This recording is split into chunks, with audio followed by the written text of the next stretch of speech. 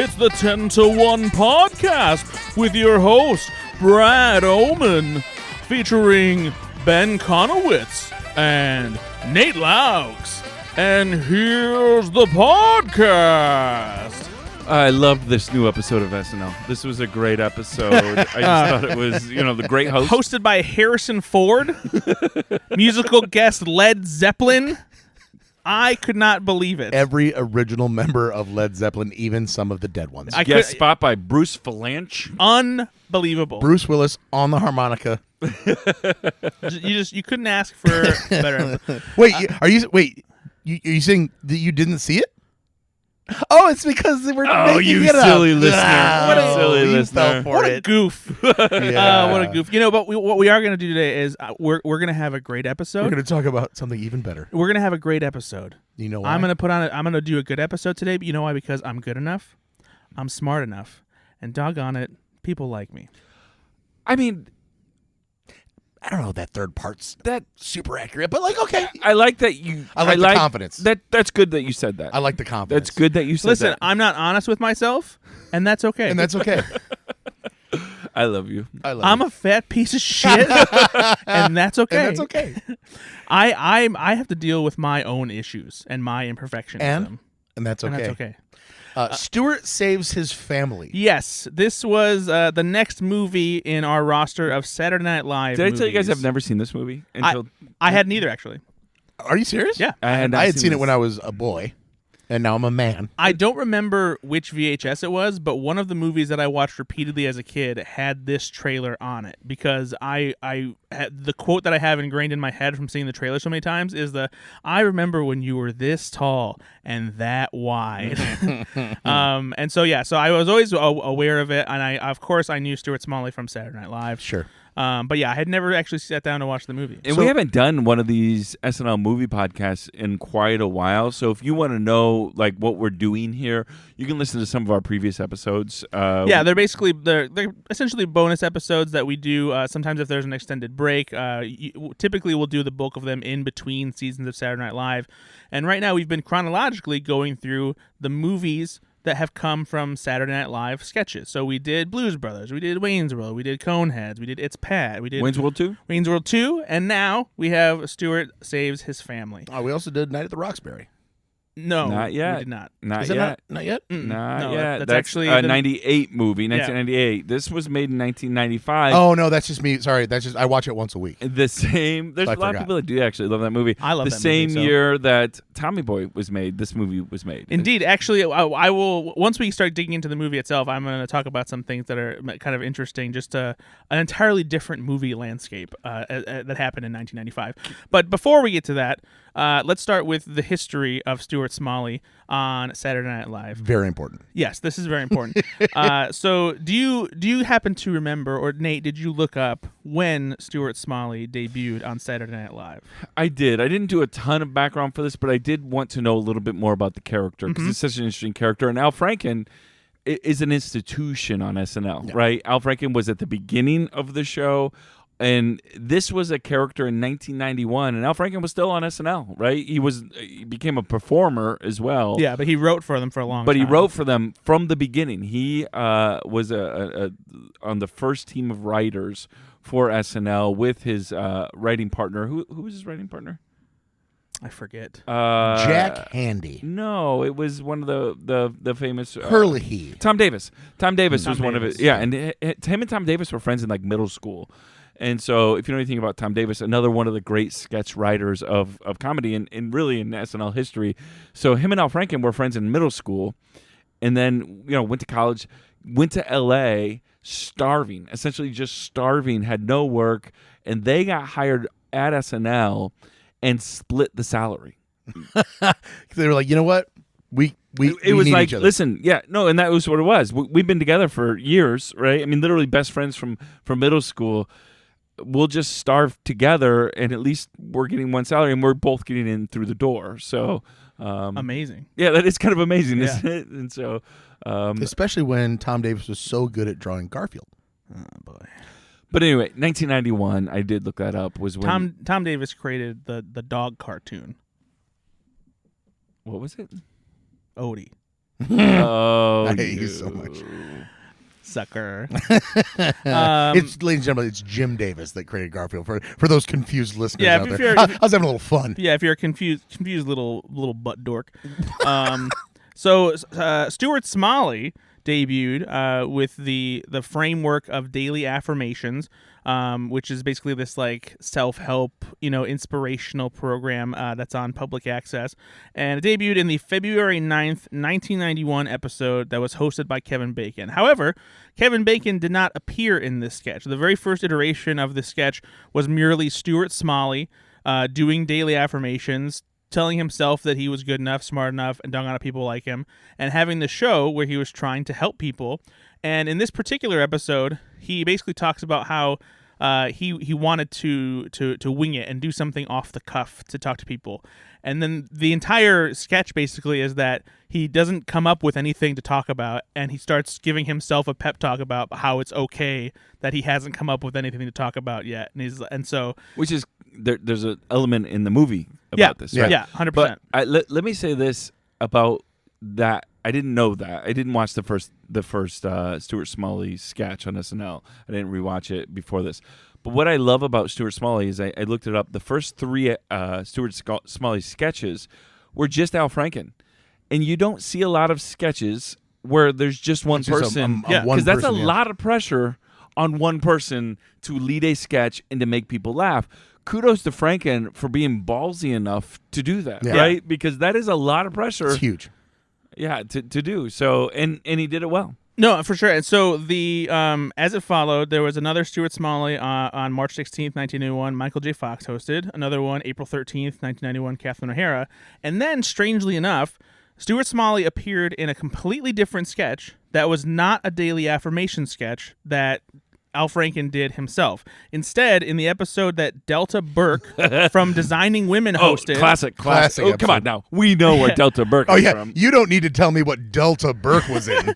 On May 11th, 1991, Stuart Smalley appears in a Weight Watchers sketch because one of the signature traits of Stuart Smalley is that he was part of Overeaters Anonymous. Again, part of the film. Yeah, and so he appears in this Weight Watchers sketch with Chris Farley and Victoria Jackson, stuff like that. Julia Sweeney, who's in the film. Yeah, she's in exactly. Not the same character, though. Julie Sweeney's just leading a Weight Watchers meeting and kind of gets frustrated with Stuart because he keeps talking about how different things are done in Overeaters Anonymous.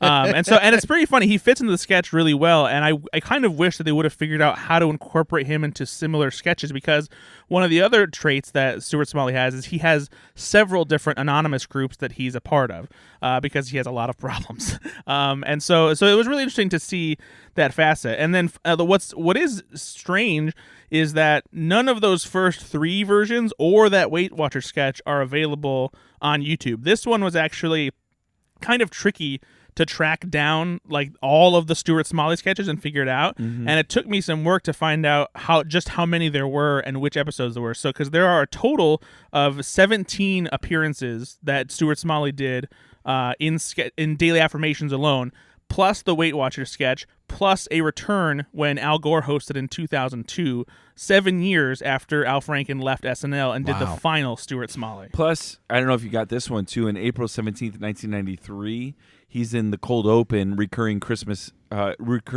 for Unity. I didn't see that actually. So that'd be about 20 times then. I think I actually think I remember the Al Gore thing live. According when I was a boy, didn't Al Gore turn to the mirrors and he was the one that said it? Oh, that was a very big one. Yeah. According to that. SNL-archives.net, he's got he brought this character SNL, like you said, in multiple different formats, right? Not just in the Stuart Smalley, but he brought Stuart Smalley as a character to 20 different sketches. So I was right. But Brad, to your point though, what's really unique in this is from February 1991 to May 1991, SNL did 4 sketches with Stuart Smalley. That is a small time, or that is a brief period to bring this sketch back and 4 times. I think that was a little bit more a sign of the times too. They did that quite often with characters back in Wayne's the World, early they 90s. did it a couple times. Yeah, So pretty if quickly. you But had when Harry probably came back, 3 times in a season. It's like nowadays it's rare if you get 2 recurring sketches in a season. for sure. We sometimes want it like the next season to bring this character. We talk about this, right? We would love for them to bring this character back, but fix a couple things. The 90s were packed with characters. Yeah, recurring characters. Character all the I time. mean, Rob Schneider, the copy guy, right? Yep. No, well, so funnily enough, Making copies. around this same time that I think just before Stuart Smalley debuted, the Rob Schneider's copy guy had just debuted. Hans and Franz had recently just debuted. I mean, Unfrozen Caveman Lawyer must have been right around that time. Maybe. Because that's Phil Hartman and that's the 90s. Speaking of which, Phil Hartman is the one who does the voiceover who yep. introduces daily affirmations every time, and you also hear him in the movie. His voice. So funnily enough, fantastic. After those first 4 sketches featuring Stuart Smalley popped up, the 5th one is the most famous one that we get. It's the one I remember. It's the one that everybody remembers. Yep. And that's, of course, is the one with Ben. Who is it? Al Gore. No, it's my favorite basketball player, your least favorite. That's... How dare you? Well, constantly you're always like, Jordan's not as good as anybody says. You're like, Bron's better. And I'm like, I think actually MJ's a better. Yeah. You know that you're doing this on purpose. Michael Jordan's the GOAT. And we all know that. And you can shut the fuck up. Yeah, so Michael Jordan appeared when he hosted the show on September 28th, 1991. And this was an iteration of the sketch that they would repeat several times. And in my opinion, it's the best formula because Franken's funny on his own, but it's really funny when you can get very famous people to talk as if they were insecure about themselves. And in this case, it's having someone perfect. like Michael Jordan do it is like unbelievable. Maybe the most competitive man that's ever lived, one of the most confident people that's ever lived. And the fact that Stuart Smalley, I believe, it's Michael J. Yeah, to protect his anonymity. That's everybody is always like the first name and the last initial. But it's always that's perfect, Yeah. right? That's comedy gold right there. And because the best line, of course, is I don't have to dribble the ball fast or put the ball in the basket to feel good about myself. I don't have to dribble the ball. And he commits. He's doing it. It's great. Can I talk briefly about that episode on September 28th, 1991? It started off with a Wayne's World cold open, right? So you already got a Wayne's World in there. Goes to the commercial, you guys will remember, called Schmidt's Gay. Do you guys remember? Yeah, how can you forget? Yeah, it's an all-time top 10 SNL Then I don't know commercial. if you remember this one. I actually remember this. I think I'm gonna like House City. Yeah. The first Black Harlem Globetrotter. I don't know if you remember that. I remember this actually. And then it went to Bill Swirsky's Superfans with Michael Jordan. Superfans was the other one that had only just recently taken off too. Gotcha. Then Daily Affirmations. And then The Dark Side. That was a Chris Rock. He did a TV show called The Dark Side With Nat X. Nat X, yeah. And then Tales from the Barbecue, which is they did it a couple times. And then that's it. That was the episode. Strong episode. Those are the days. That's what I'm saying. Like, I was looking at the sketch list of that. I'm like, those are some freaking sketches right there. So like I mentioned, this kind of format would return. When Charles Barkley hosted, they did a similar thing, and they also had Muggsy Bogues come on as a guest. They would also have the host appear as like a character who was part of Stuart Smalley's family sometimes too. Macaulay Culkin appeared in a sketch where he played Stuart's nephew, Kyle Smalley. Yeah, but what Macaulay Culkin's character kept doing was he kept going, and you know what? And Stuart would be like, what? And he would go, chicken butt. and he kept doing it, which reminds me, the chicken butt might be the worst childhood joke. It really is. I don't know where that came from. You know what? Chicken butt. Fuck you. Whoa! Yeah, you know what? If I ever hear a kid saying that these days, I'm telling them fuck you to their face. Chicken butt is D's nuts the 2000s version of chicken butt? No, because D's nuts is vulgar. Oh, chicken butt's not? No, not in the same way that D's nuts are. Well, Stuart Smalley might disagree. I'm not sure that he cares about vulgarity. Yeah, he's Bulgaria anonymous. Well, it's Bulgaria anonymous.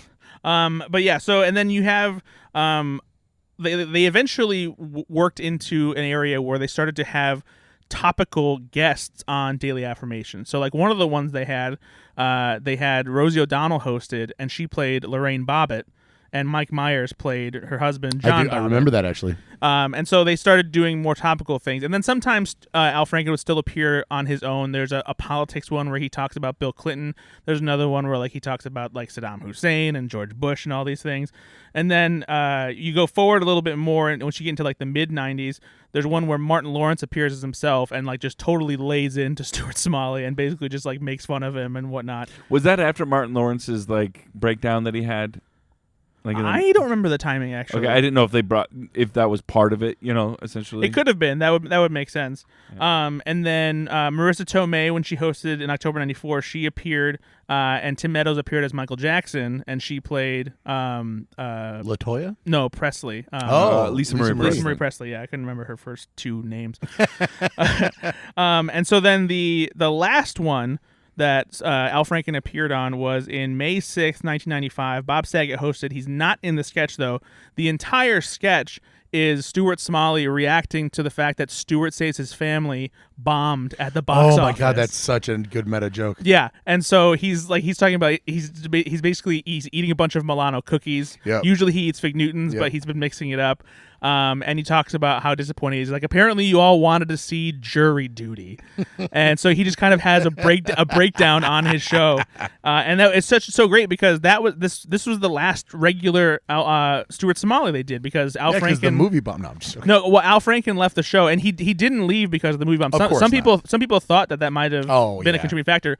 The actual reason he left, for those of you that don't know, is Al Franken was in contention to take over the Weekend Update desk, but Norm Macdonald got it instead, and Al Franken was kind of pissed off about that. It's since not a problem. Like, I think Al Franken could have done a good job with that. Actually, of course he could. No, for sure. Yep. But Al Franken went on to do okay.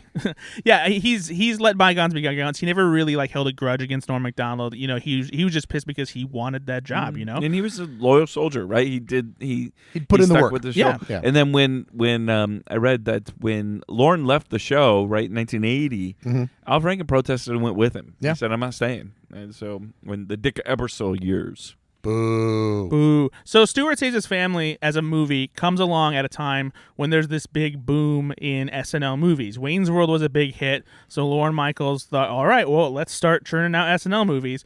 Unfortunately, none of the other movies ever really hit in the same way that Wayne's World did. Coneheads was not a financial success. Obviously, It's Pat was a disaster. It's Pat is still the worst SNL movie debut. Stuart Saves His Family was not nearly as bad. But it also was not anywhere near as good as Wayne's World. And Stuart Saves His Family was kind of the nail in the coffin of this era of Saturday Night Live movies. What's interesting about this movie, though, is that now having watched it, is this does not feel like your typical Saturday Night Live movie. It leans into Stuart Smalley as a character and his traits and whatnot, but it's not something where it's like it's consistently goofy or trying to be overly funny. If anything, the movie itself is much more earnest and somewhat serious and leans into like the charm and like what the actual like struggles that families who have like alcoholics and stuff in them deal with. This movie is so strange. Yeah. I actually liked this movie quite a bit. I didn't expect to. The weirdest attempt at a movie. It's so strange to me. This is a comedy, kind of. But it's kind not. of almost a dramedy a little bit. But felt in some ways. If this character hadn't come from Saturday Night Live, this would have felt like an indie comedy from Sundance. That's what I was gonna say. That. This needs redone. This character, there's something here. Actually, I really, I enjoy this film more than I thought I was going to, and I'd never seen it. Right? If you go into this film, like Brad just said, if you go into this film and you tell people, hey, don't think of it as a comedy, don't think of it as a character from SNL, think of this as a real family with real problems. Yeah. And the weirdest thing, and we can get into all this, but the weirdest thing was kind of the soundtrack. Try to like, there's this beep it ba type thing, and it's like this movie is not that. It's so incongruous. Yeah. Well, and this also is a very real character, very real like element to Al Franken, who fell in love with 12-step programs when his wife Franny, who he's still married to, was battling alcoholism, and so he started going to Al-Anon. Yeah, and he started kind of meeting people through this and realizing how messed up life is for so many people. But for being an SNL comedy sketch, they turned into a movie. They don't play it for laughs. No. Which is but so. I was okay with that. No, though. I am. But again, but this movie doesn't know what it wants to be. But that's why you can understand why. If people went into it thinking it's Wayne's World or Coneheads or something Lord, like that, you set yourself up for failure. This is not that at all. But this has so much more heart than most of the films we've watched so far. Absolutely. It is way more earnest than I had ever anticipated it would be. That's what I'm saying. This movie is just mismade. There was parts of it where I don't even think the movie is mismade. I actually think what it is I think that Paramount tried to push it as an SNL movie when it's not an SNL movie. And Al Franken actually said something to this effect too. I'm going to read something that so a friend of mine named Eric Snyder, he's a writer online. He actually did an anniversary retrospective on Stuart Saves His Family for Vanity Fair, and he talked to Al Franken and some other people who worked on the movie. And this is what Al Franken said. So he said, somebody wrote a review that said something like, watching Stuart Saves His Family go into the multiplexes is like watching a platoon of rookie soldiers head into an ambush. The people who will like this movie won't go to it, and the people who will go to it won't like it. Exactly. And that's 100% the biggest problem, because if you like Saturday Night Live, you're going to go to this movie, and it's not a Saturday Night Live movie. And if you like Saturday Night Live, you're just not going to see it because you didn't really care about Stuart Smalley as a character. And I guess Harold Ramis said that, who again, classic director, right. so talented, said that he actually connected the Stuart Smalley character because he found him so earnest, and that like he actually did want to help, right? And much of what Stuart Smalley says is real therapy. Yeah. Oh my God, right? the character is wonderful. Yeah, his family is fucked up, which is and life. they're that all is life. horrible people, and there are so many good people in horrible families. And then I think that my favorite dynamic here is there's a scene where they have an intervention for the father, and the father is a hardcore alcoholic who has just shot his son accidentally, and the interventionist is asking, played by Vincent D'Onofrio, who does Vincent D'Onofrio is fantastic, but the interventionist is asking the mom, well, does he drink in the morning? Well, of course he drinks in the morning.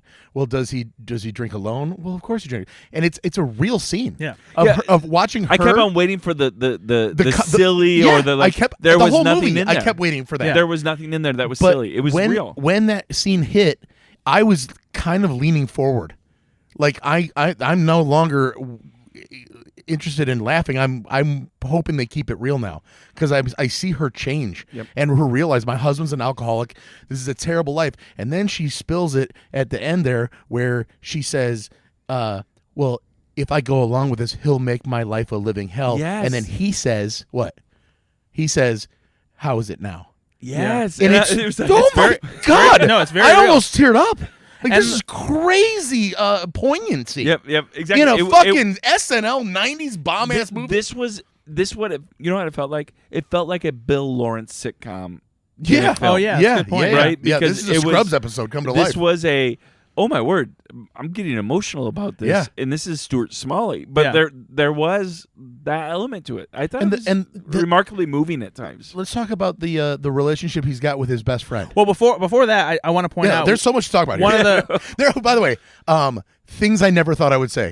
There's so much to talk about. So with not this looking forward to Stuart this film. Smalley Yeah, I mean, movie. we were mocking, like dreading getting to this movie. But is it fair to say that we all like this film better than we thought we were? Absolutely. Yeah, for sure. Because it's still kind of messy and whatnot. But I was fascinated to see what it turned out to be. That's a good word. I was fascinated. Yeah, it's so you just talked about the intervention, and the one thing that's really bold about this movie and makes it even more real is the intervention is not successful. Nope. At all. Like he walks out and he's basically just like, fuck all of you guys, and like that's it. Welcome to interventions in therapy. Yeah, right? 100%. So and why did the intervention fail? Because they all weren't a unit. Mom faltered. Right. And so then it all fell apart. And then because he knew he still had one person. Exactly. And it's all and Nate, you've done these. You've done interventions. Yep. I've had 3 attempted on me and they don't work. It doesn't that's a joke, by the way. But it only takes one person to be the Jenga piece that doesn't fit, right? And then it all kind of collapses. Let's connect this to SNL, right? John Mulaney talks about his intervention that he has. Very, very comically he talks about it, but how all of his dear friends, people we all know connected to SNL, right, showed up And he kept on looking for an out, right? He kept on looking. Come on now. He is the funniest fucking people in the world, and nobody's doing a bit. Nobody's doing a bit. Everyone's and that means solidarity, and that means they did it right. Yep. And John is healthy now. Yep. So exactly. And so and that doesn't even always work when you're all on the same page. Oh, exactly. But you give it the best chance too. It was a great scene for how interventions go. That scene is amazing. It really is. And how the family has this weird connection, and how each member.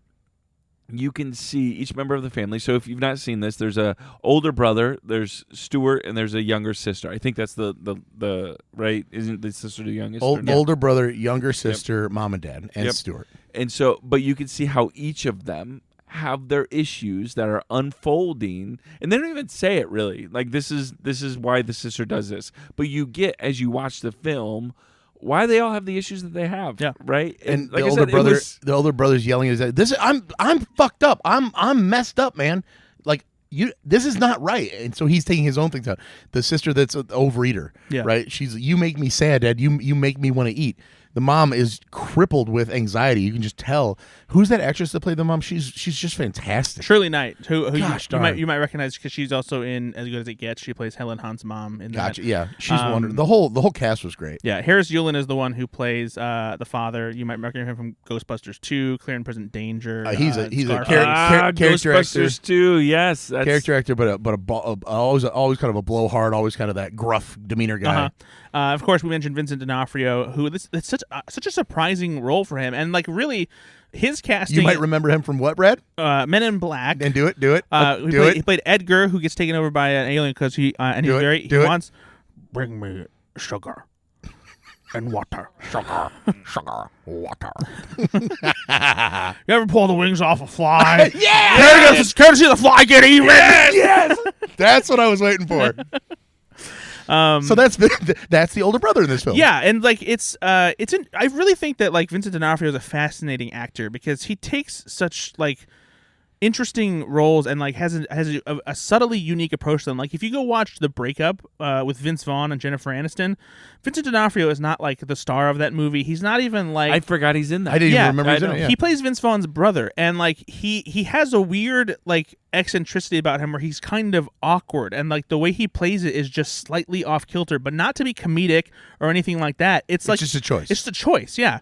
And you see him doing stuff like Kingpin. You see him do like Men in Black, which is it's not a performance that is necessarily intended to be funny, but he like leans into it 100%. You're absolutely right. He's thought of very highly in the acting world, but I don't know if he's thought highly enough, right? Yeah. Because he is so good at so many things. He disappears into. I never think, oh, that's Vincent D'Onofrio. Yeah, exactly. I just think I'm watching the character. Even take it to the Marvel universe. I can't imagine anybody else doing Kingpin better than he does. Oh no, yeah, he's really great. He's great in this movie, and I think the casting of people like D'Onofrio and Shirley Knight, and Harris Yulin is like a testament to like the fact that it makes it feel less like an SNL movie because you're not getting a bunch of cast members appearing and making cameos. Sure, you get Julia Sweeney popping up in a small role, but it's not overwhelmed with cameos. But Roz is not played by some cartoonish villain. Right. She's really a bitch. Yeah. And it's not played for comedy. It's played because it's real and it's mean. And so to circle back, because you wanted to talk about Stuart's friend in this movie, Julia, who's played by Laura San Giacomo, who you might remember from Pretty Woman and just tons of things over the years. She's done a ton of things that you've seen.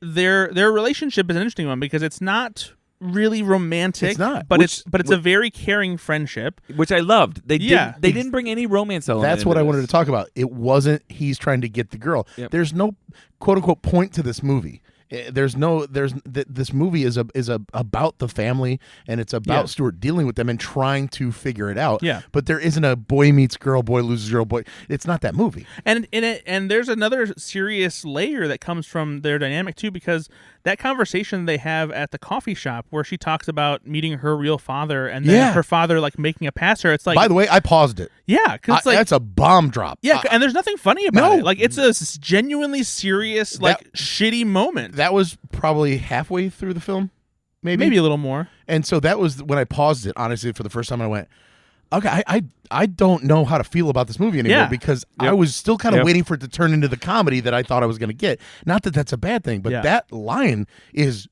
that's oh my God, No. that's so traumatic. You're waiting scene for is the from- Mike Myers kind of like, okay, do a silly bit now based on. But if you haven't that seen this, series. if you haven't seen this movie, which a lot of you have not, in that scene, they're best friends.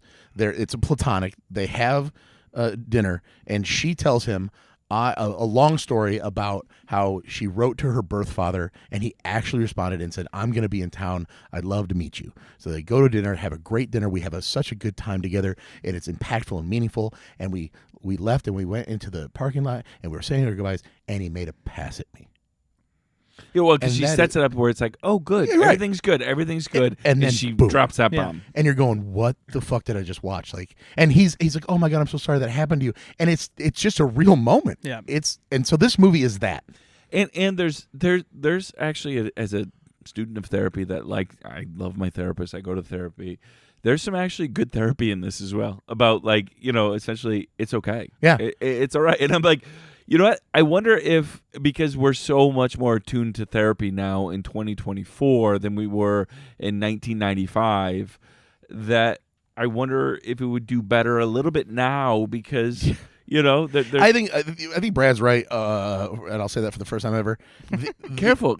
I know, but if this movie would have been marketed and just done differently from not the movie maker's perspective, but from the marketing and the design of this intention in the first place, this movie could have been a very subtle hit for an indie style movie, like you're saying. This could have gone to Sundance with a little bit more of a rewrite because they could have leaned into some of the stuff that maybe actually Al Franken and Harold Ramis wanted to do, but the studio notes wouldn't let them because it needed to still be a comedy. Well, and that's and again, like that's the biggest problem is like the fact that this movie is squared around Stuart Smalley, a Saturday Night Live character, it's perhaps its biggest fault. Exactly. Because if you didn't have that baggage, and you didn't have to like lean into like using that character in this way, then you would have a pretty straightforward dramedy that like really hits hard and like does some authentic portrayal of like what it's like to be in a dysfunctional family with functional alcoholics. And you go home because your aunt died, and now you're dealing with your dysfunctional family that you don't really talk to. Yeah. And there's a lawsuit, and there's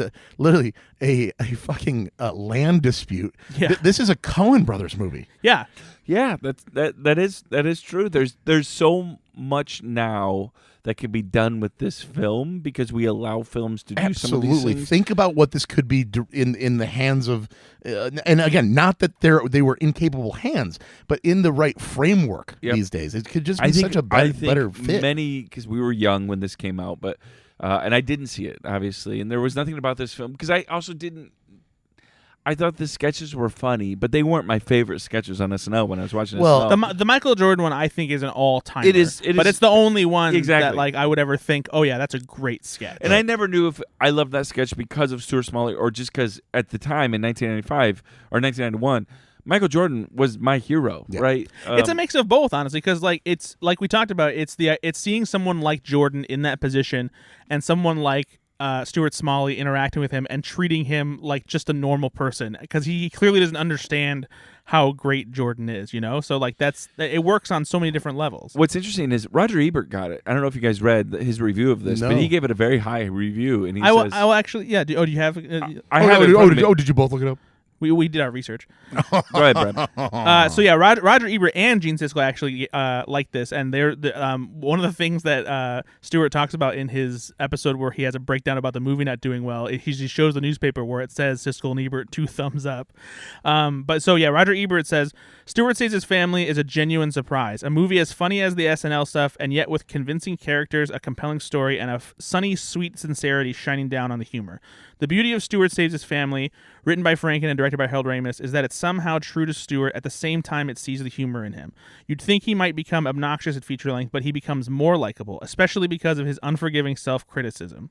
The movie is also unobtrusively wise about the real nature of the problems in Stuart's family and doesn't offer easy solutions or a phony happy ending. I not only enjoyed Stuart Smalley, doggone it, I liked him. And that attitude of gratitude ain't just a platitude. Oh, wow. That's good. And he's right. He got it, right? Yeah. Kudos to Roger Ebert. Roger Ebert was a smart man. Yeah. And one of the things that Al Franken said in that article that Eric Snyder wrote for Vanity Fair was one of the things that they wish that maybe Paramount had done was shown the movie to Al-Anon groups and other addiction groups because they found over Apparently, the years they do use that. Yeah, right? they found that the movie really resonated with people who did have alcoholic families, have gone to programs like this, and they really enjoyed it because it rang true to their experience. They didn't pull any punches. Yeah, they left it real enough and not had a happy ending, and like this is what we're really going through.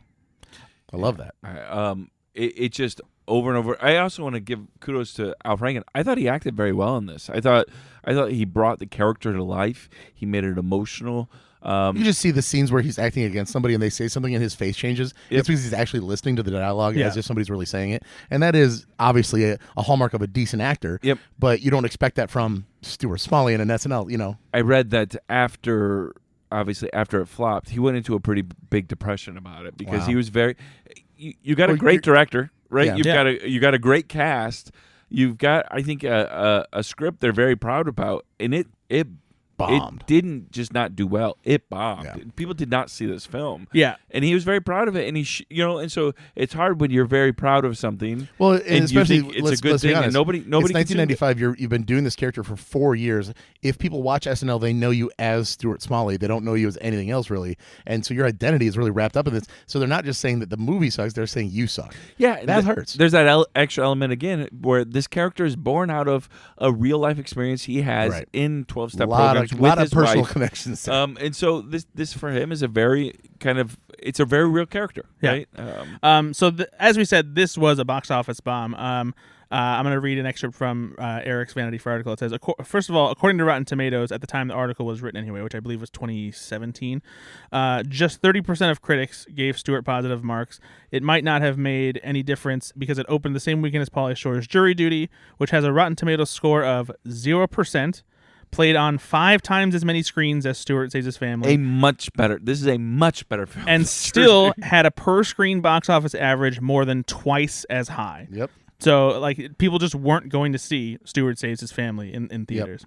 Yep. And I mentioned earlier, I wanted to talk about the movie landscape back in 1995 because in the past 5 to 7 years, even the past decade, comedies have taken a dive in theaters. We're not seeing nearly as many as there used to be. Gone are the days when Seth Rogen and Will Ferrell and Judd Apatow and Adam McKay are dominating, getting big summer movie They're going to be the releases. number one film the week or two. Yeah, you're not going to get a Forgetting Sarah Marshall or role models these days. Yep. In 1995, these are just the comedies that we got in theaters.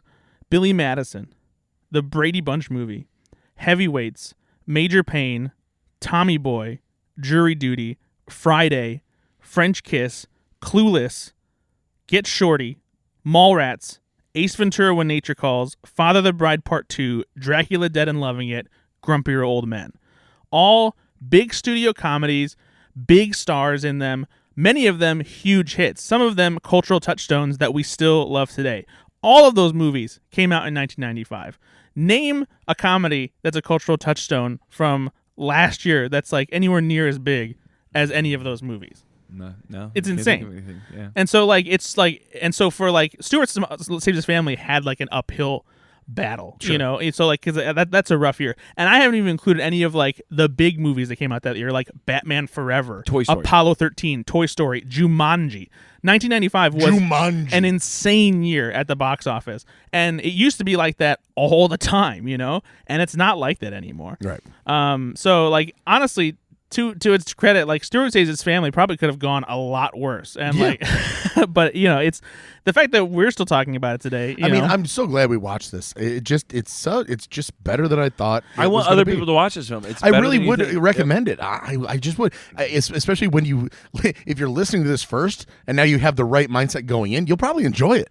Yeah, like you said, think of it in more of the Coen Brothers, or think of it in that more it's a serious movie, serious but with comedy there's vein. Definitely a couple, asides to comedy in it, but there's still some silliness in it for sure. Because it's not. Don't think of it as a slapstick SNL comedy. Right? No. Think of it as a situational comedy that has some really funny scenes. So the first laugh I got in this movie was the opening scene where he's talking about his show, and he's like, "And this sweater came from Margaret Jay, and we're going to say it for anonymity, who is a recovering sex addict because this crocheted sweater gave her something to do with her hands.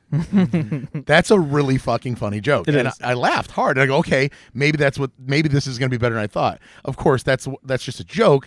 And then you get the rest of the movie, which is not like that necessarily. Yeah. They're not doing those little winks jokes like that, but still totally worth seeing. Yeah. It's much better than I thought. It's not always nice to have your mind, change or your perspective altered, And maybe it's because we are now, you're approaching 40, Brad. We're in our 40s. We've had some time to actually age into some real problems in our lives, so we can see what there is. We've had family disagreements. We've had people struggle with addiction and things like that. Your perspective as a viewer changes over time as well. Yeah, I don't know what I would have done with this movie when I was 13. And it's a matter of timing too. Like we're looking at it through a much different lens than we would have been if we went to go see it in 1995 in theaters. Seriously, I was 14. Yeah, I don't know what Al-Anon. I don't even know what that is. And we look at films a little more critically too, because we look at the way they're made. We look at the direction, and this is actually a very well-made film. Harold Ramis is a great fucking director. Yeah, that's what I'm saying. Yeah. It's a well-made film. And Al Franken even said that Harold Ramis was the one who wanted to do it. He actually there's a book that Al Franken did in character as Stuart Smalley. That's like a self-help book, and Harold Ramis read it and liked it and thought that you could do something with the character and do a movie. And so he was the one who went to Lauren and was like, "Hey, I want to do this." And Al Franken said it was kind of Harold Ramis's baby, because it wasn't Al Franken who wanted to turn Stuart into a movie character. So yeah, it really was Harold Ramis making that push. I also learned that the book that Al Franken wrote, there's also an audio version, but the audio version does not have the same material as the book, and it kind of works in a different way, because the audiobook finds Stuart slowly crumbling under the weight and the pressure of having to write a book and trying to come up with stuff to put it and everything. So I need to go. I want to buy the book first of all, just to have in my collection. It's a good book to have in your collection. And I wanted to see if the audiobook is out there somewhere. That's really funny, because I bet you it'd be fun to listen to. All right, so let's talk a little bit about the comparison. We rank where we're at in these films that we've seen so far. So the choices that we have are the Blues Brothers, Wayne's World, Coneheads, Wayne's World 2. It's Pat, and now we add to Stuart Saves His Family. Let's talk about where would you put number one, right? Is it Wayne's World? Wayne's World's still my number one. Yeah, Wayne's World is number one. What's number two? I mean, I think that previously I had said the Blues Brothers, I think, didn't I? Yeah, I actually don't even remember. I can't remember. I don't either, but you can change it. What do you guys feel? How am I feeling today? So I'll give my ranking right now. Yep. So Wayne's World, Wayne's World 2, Blues Brothers, Wayne's World 2, Coneheads, Stuart Saves His Family. It's Pat. But Stuart Saves His Family. Space. Yes. Yes, 100%. Sorry, Julius. To be fair, you don't think Stuart Saves His Family is a bad movie? I don't. I think it's a bit messy, and it definitely has some problems. But sure. It's not a perfect film. Yeah, I was much more enchanted by this movie than I thought that I would be. I liked it more than I didn't like it. Right? Yes. Yeah. Yeah. I'm just going to mimic what Brad said there. That is my ranking as well. I mean, it's hard to argue that. I could say maybe I think I like Coneheads maybe better than Wayne's World 2. I actually like this. I don't know. I actually like this better than Coneheads. Oh really? I did, but you guys know I didn't love Coneheads. But that's for me, because I don't think the Conehead sketches are all that great. To be honest, when you go back and look at them, it's a different decade, it's a different vibe of comedy. But I feel like the movie does a great job of bringing them into a '90s family adventure. But also, you guys know I like heavier movies. I like sad movies. Yeah. Stuart Saves His Family. How sad is this? No, for sure. Was meaningful to me. Yeah. There was a lot of meaning to this. I thought he was going to go say Stuart that. Saves His Family, Wayne's World. Yeah, no. But this film, I think, I liked it better than I thought I would. A lot better than I thought I would. I have a feeling that as we continue to make our way through the rest of the SNL movies, that a lot of what's left, with the exception of one or two, are probably going to end up mostly below Coneheads. Potentially above Stuart Saves His Family in some cases. I know there's one movie for me that will definitely rank above Stuart Saves His Family. I know which film you're talking about. But otherwise, the ones we have coming up is we'll get into basically the late '90s era of Saturday Night Live, when they making copies had a resurgence of SNL movies for a brief run. As Harry and the Hendersons and the Head Wound. I would love to see that. Head Wound Harry and the Hendersons. Yeah, Head Wound Harry and the Hendersons. There And you it's go. just Sasquatch eating. Yeah, his love it. So wound. we've Love got it. 1, 2, 3, 4, 5, 6 films left. 6 films. Yes. All right, well, it's a good summer. And you might not, maybe you don't realize it, but there's one SNL movie that's much more recent than you would think, and you're probably forgetting about it. MacGruber. And nope, that's not the one. Shit. Because that was made in 2010. Yep. So, but we will get there. Oh man, I thought that was really recent. No, and it's one of the more recent ones, but there's one. Well, that there's only is- 2 since 2000. So Do you want to say what they are? Yeah, I'm going to do it right now. Oh, okay. So the next one that we'll be covering is Blues Brothers 2000, Oh, the boy. sequel that everyone was asking. Oh, for. I can't wait. And then we'll work our way through A Night at the Roxbury and Superstar and The Ladies' Man. That's that late era we're talking about. And then MacGruber in 2010. And then last year, the big release of Please Don't Destroy the Treasure of Foggy Mountain. Okay. Yeah, Okay. dipshit. another film that I'll say it now wasn't reviewed all that great that I loved. Yeah, and thought it was the critics were wrong in this case. Yeah, no, So, they were. They were very wrong. I was one of the critics, and I was right because I love this movie. But yeah, so we're going to dig into that. Blues Brothers 2000 will be the next movie that we venture into for this little SNL excursion. And then, like we teased before, at some point we'll probably be mixing it up and step away from the movie retrospective and do something with the Lonely Island's digital shorts and that era of SNL. We're gonna really do something that digs into that. talk We're about gonna some have of to. our- We're gonna have to do some watching. Yes, That's all. absolutely. Yeah, we're gonna spend like That's going to be a research a good heavy few day. hours. Yeah, and then really like breaking down some lists. Could you imagine if we got paid to do this? I get paid in friendship. Well, you get paid to do this. So, Nate, could you imagine if It'd be so great. just to, like watch digital shorts and Yeah. then to be like, And- here's our thought, and people pay us for our thoughts on them. And Brad always gets mad because he's like, "This is what I get paid to do. Exactly. Why aren't you guys doing this more?" Well, I don't know why you didn't watch that movie. It's like, well, you're getting paid to watch it, and we're not. Well, no, I'm not going to get paid to watch it, but it's kind of like, well, kind of, because it's like you need to keep up on everything. It just hurts my feelings. It just hurts my feelings. You guys can do this too and be just as poor as I am. All right, so we'll be back in 2 or 3 weeks, Yeah, probably. well, right? yeah, I think probably a couple weeks. Yeah, let's try to do this bi-weekly. That's I That's think the goal. That's the goal. Yeah, that's our summer approach. We always is have goals, though. See you Labor Day. men make plans and God laughs. But yeah, we should be back in a couple weeks with another SNL episode about Blues Brothers 2000. We want you to watch this film too and let us know what you think. I 'cause would love to get your I want opinions to on this. see if anybody liked this film because I'm going to guess you're like us. You had not seen this film. Yeah. If you liked it more than you thought, It's this movie is so surprising. yep, it is. Like you said, not perfect, but better than I thought. Yeah. So, Better than the 37% on Rotten Tomatoes that it is right now. 30, I think, 30%. 30% as of 2017. I Yeah, think, it is so. better than 30%. I think. So look yeah, look at it right now.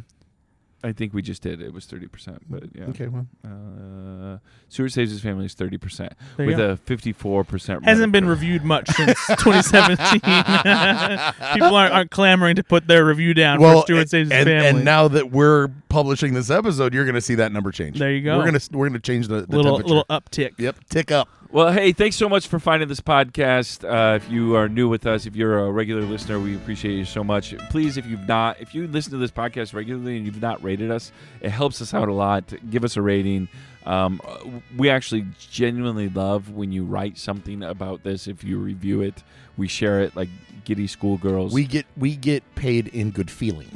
Yep. And so we love it. If you like this, we recently heard from a listener that said, that they listen to every new episode because they love SNL, but they don't have a lot of friends that do. Yeah. And so for them, we are their friends that love SNL like they do. And so that means a lot to us. We love that. And that's because you're good enough and you're smart enough. And doggone it, people like you. Well, thanks so much for listening. Be good to yourself. Be good to others. Bye-bye.